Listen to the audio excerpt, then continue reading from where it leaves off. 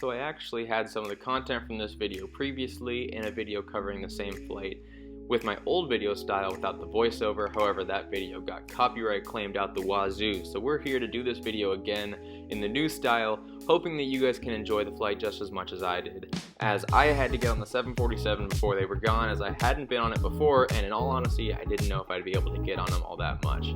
Here we are at Frankfurt Airport. We're getting on board a 747-400 out to Vancouver, Canada, in the upper deck, the business class cabin on Lufthansa's airport. We're here in the main international terminal for Frankfurt, which seems to be owned by Lufthansa, even though you'll find plenty of other airlines here. And because this is in the age of COVID, before we could get on board, we actually had to proceed to get our COVID test, as they made it pretty simple here as compared to the rest of the city.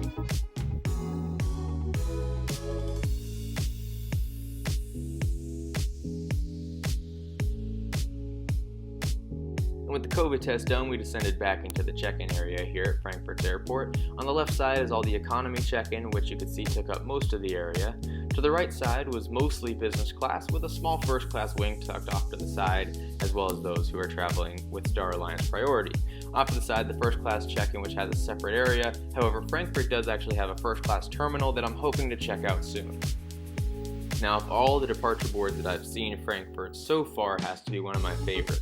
Having the actual names here that actually will flip through the destinations and times, just like the very old departure boards that you would find at airports, is a fantastic touch. And it's always great to just sit here and stare at all the different cities, and especially when the cards are actually flipping.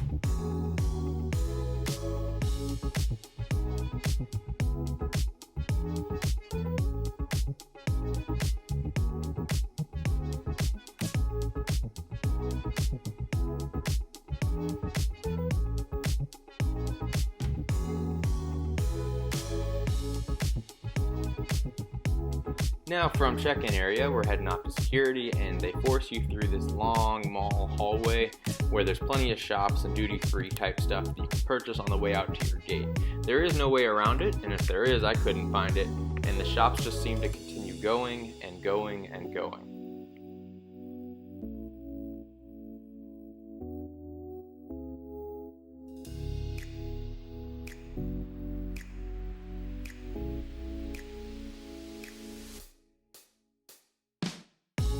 Finally, we reached the end, and as we prepared our passport and boarding pass, we headed through our first passport control and security for all passengers departing on flights.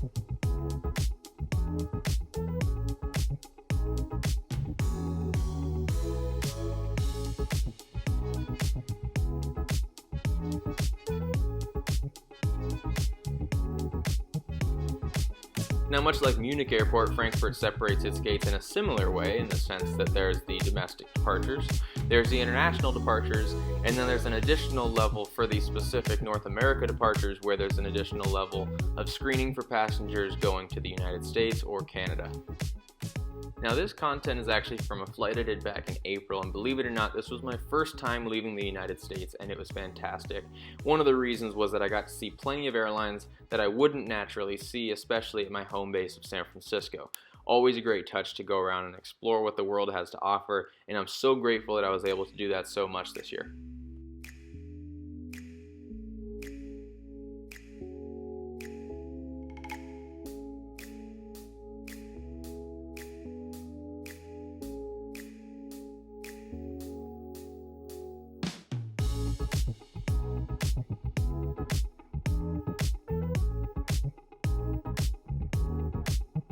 Now, the death of the 747 is very saddening for aviation. However, if you're at Frankfurt Airport, they're alive and well. It doesn't look like they're going anywhere. You can see plenty in the background. There's 747s pulling into every gate, like this one here, getting ready to head out to Bangalore, India.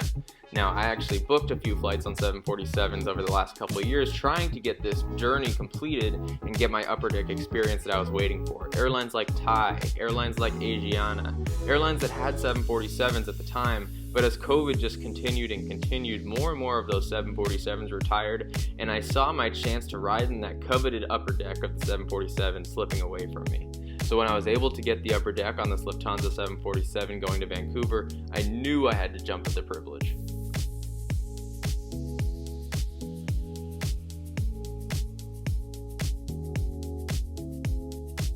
Now, of course, I had to walk around and explore a little bit more of what Frankfurt's terminal had to offer, including this A340-300 that was sitting out here in the Star Alliance livery, right next to this flying traffic cone that Condor decided would be a great job to paint their airplane in.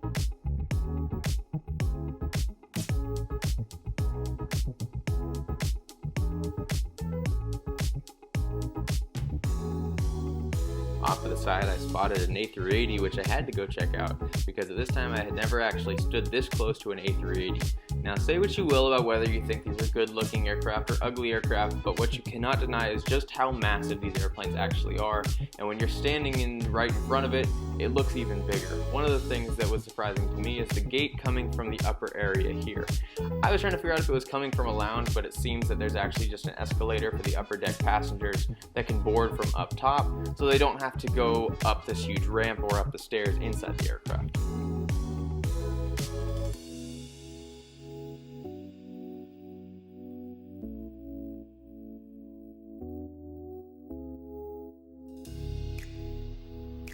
Now, obviously, Lufthansa has multiple lounges here in Frankfurt Airport. The Senator Lounge is their first-class lounge, and those traveling with Star Alliance Gold Priority. I actually did not have Gold Priority yet at the time of this trip, but just a shorter walk down the terminal was the Business Class Lounge, which I was more than welcome to enter with my business class ticket that I had today.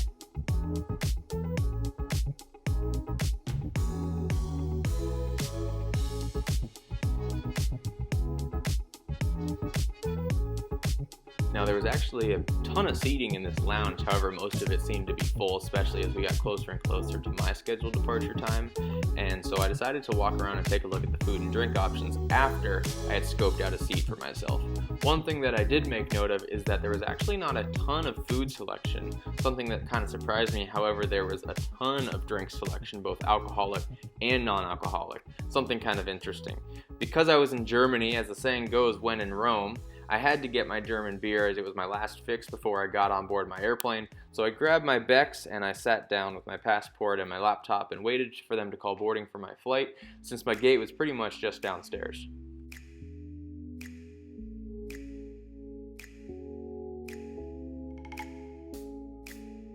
Now, prior to boarding, they actually had one last document check of your passport, your boarding pass, and your COVID vaccination status. Entering Canada, they were pretty strict about that. So while I waited for them to clear the line, I decided I'd get a look at my 747-400, since these ones aren't going to be around for all that longer.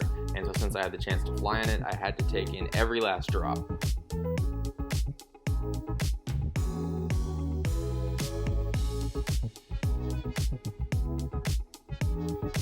Now, our aircraft actually didn't have any boarding directly to the upper deck, so we boarded from the lower deck and then walked up the stairs. But for the sake of my own memory of this flight, I'm taking you on the entire journey as we walk through the jet bridge dedicated for first and business class passengers onto our beautiful 747 and up the stairs to the upper deck.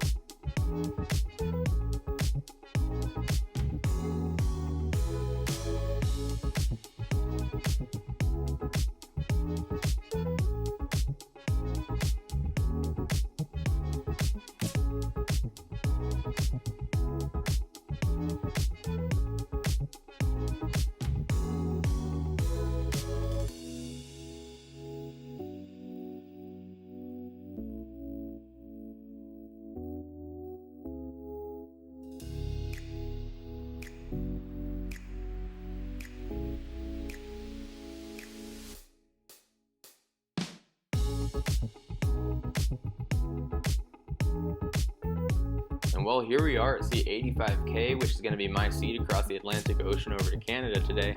Now, Lufthansa actually has a pretty similar business class setup on basically their entire fleet. However, they did just announce that they will be retrofitting their cabin, and I am super excited to see the new product, as this product did seem to be a little bit outdated. The nice thing about the 747 on the upper deck is you see this huge storage bin to the right of my seat, and you'll only find that on the upper deck. The lower deck business class seats actually did not offer the same thing. And well, with water, orange juice, or champagne as a pre-departure beverage, I was able to stash my bag underneath my seat, store my bedding in the window side storage, and I had plenty of legroom to hang out. I did find the 400s business class here to have much better legroom than the 800 version of the 747 with Lufthansa's business class.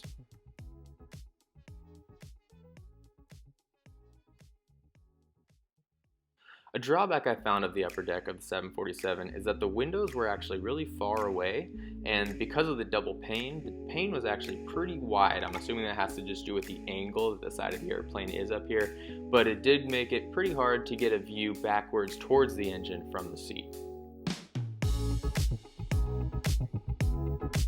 Now we'll look at some of the things the seat has to offer. You can see the coat hook here, but below that is a glasses hook, which is nice for those of you traveling that wear glasses.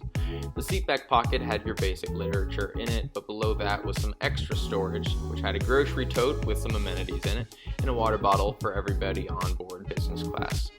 In the center between the seats is the center console, which in the center console had the tray table, as well as a very outdated remote. The remote was nice, making it that I didn't have to reach too far forward to my seatback TV to control it, but it was definitely had some outdated controls as far as what you would expect on most airplanes transatlantic these days. But the 400 is a beauty in and of its own, and as it's dying out, you can't expect the best of the best.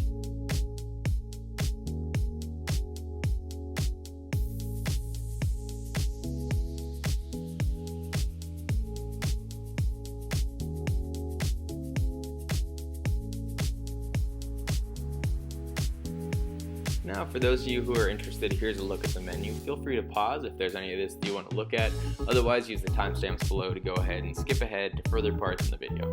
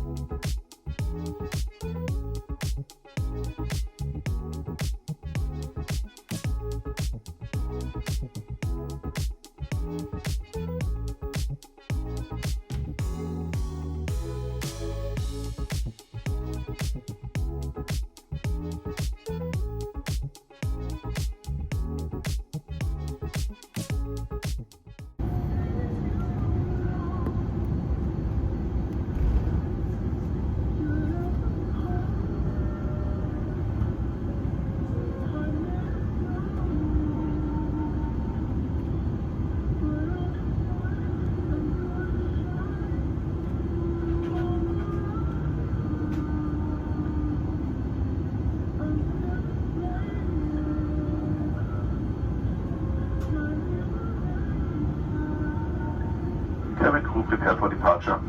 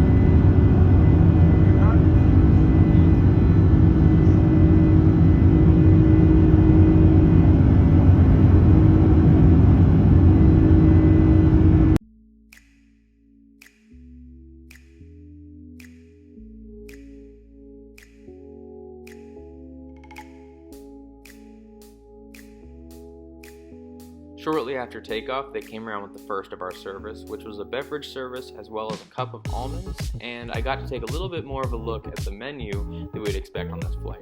Now, as far as the starter goes, I went with the vegetarian option. This was actually by accident, but the goat cheese salad was pretty good. The mushrooms and the fruit that came with it was actually pretty fresh and tasted pretty well. I was also connecting to the Wi-Fi, which was pretty fast. I made it nice, and I had plenty of room to spread out. The entree came around, and other than the chicken, I couldn't really tell you what it was, but it was actually cooked pretty well, and it was pretty filling. And lastly, for the dessert for this flight, I actually went with the cheese and fruit option because I was just too full from the lounge as well as the food on board. The cheese was fantastic, and the chocolates they gave afterwards were even better. However, I was unable to finish actually all the stuff they gave us just because of how full I got.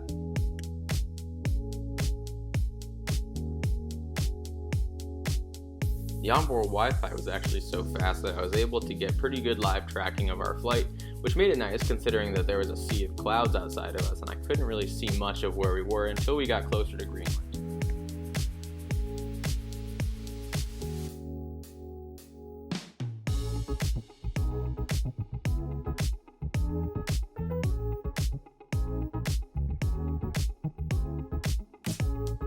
One thing I will note is that the scratches here on the window the camera kept focusing on, and that was just one of the things as far as wear and tear goes with this airplane that I seem to notice is that there was definitely some signs of age on this very old airplane.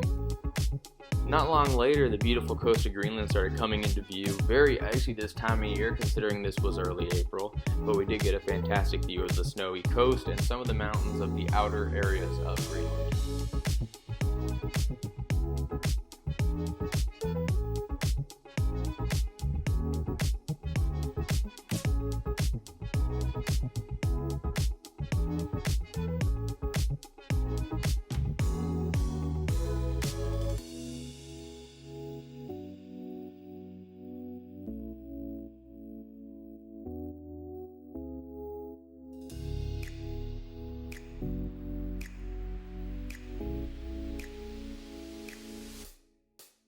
Now the seat controls were actually pretty basic and normal as far as what you'd expect, but they did actually have a control here for cushion firmness, which you see on some airlines now, but it's not a complete standard, so to see it on the old 747-400 was actually pretty nice, and I can imagine this was pretty unique at the time that it was first installed.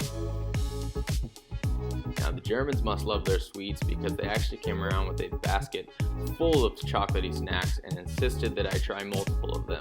One of the flight attendants that actually had the basket was extremely nice and just kept talking to me about his favorite ones and how I had to try them if I hadn't tried them already.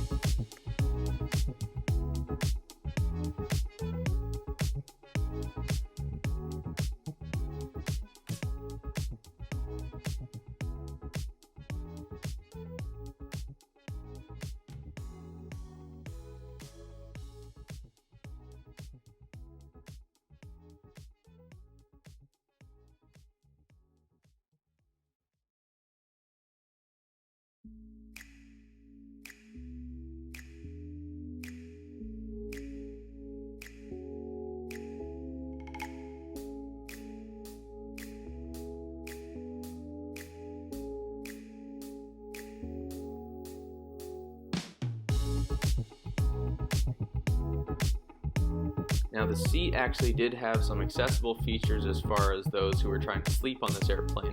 Now because of when you were sleeping, you were actually fairly offset. It was a nice touch that the seatback TV did slide over and slightly tilt so that you could always have the best view of your TV possible. In addition to that, I did actually start having problems with the touchscreen on my seatback TV, and so using the remote was also pretty nice to be able to use that to continue using the seatback TV as planned. And if I was in a lie-flat position, I can assume this remote would also be just as helpful. One feature that Lufthansa actually advertised on their Flynet service on their homepage was this feature about a doctor on board, which I read through and just found it interesting and curious if more airplanes would be open in the future to starting it. Basically, if you are part of their doctor on board program, you're there to help in case they have any sort of emergencies that need you, and in return, you do get some sort of bonus miles and a little bit of help along the way.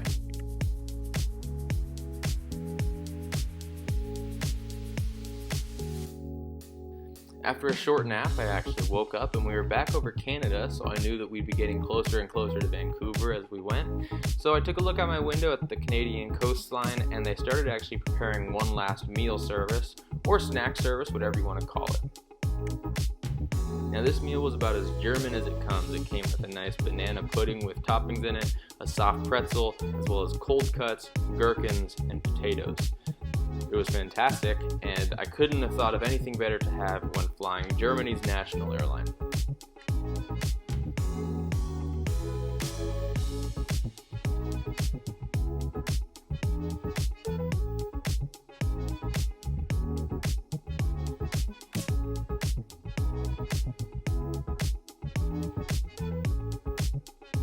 Pretty soon the cabin crew came through, had everyone raise their blinds for landing, as we were only about an hour out from Vancouver. At this point there was some of the most beautiful terrain here in Western Canada, and so I had my window open and I was ready to enjoy every little bit of that as we descended into Vancouver, Canada.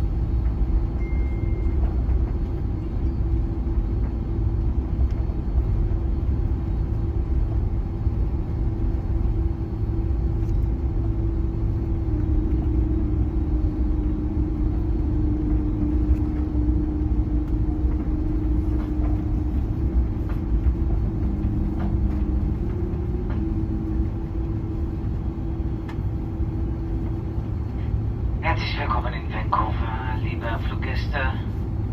Bitte bleiben Sie noch so lange angeschnallt sitzen, bis die Anstandzeichen über Ihnen ausgeschaltet sind und wir auch unsere endgültige Parkposition hier am Terminal erreicht haben.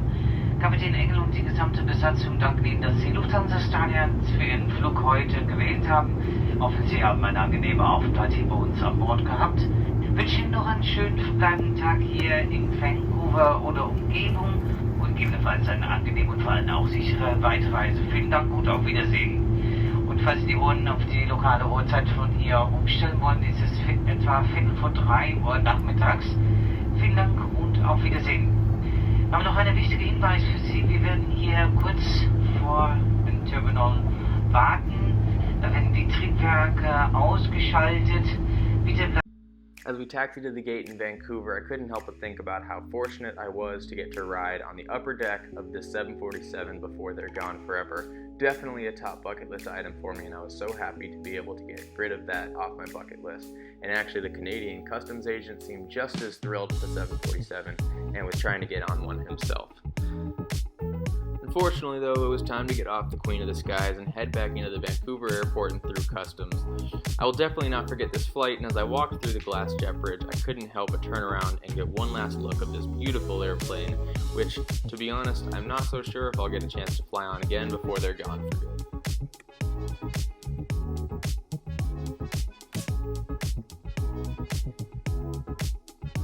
And as I headed off to Canadian Customs here in Vancouver, I had a bittersweet feeling just because I was so excited to have gotten the chance to fly on the upper deck of a 747, but I also wasn't sure if it would be my last 747 flight before they're gone for good.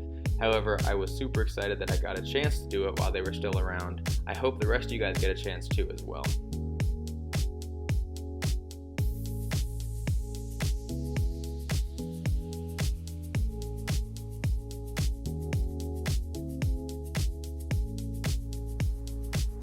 And with all this wrapping up, I'm so glad I was able to share my journey of the 747 upper deck with each and every one of you, and I hope you enjoyed the videos. It was obviously a bucket list experience for me, and I'm glad I could take you guys along for the ride. But with that, welcome to Canada. Thank you guys all so very, very much for watching, and stay tuned for more videos coming up soon. Peace.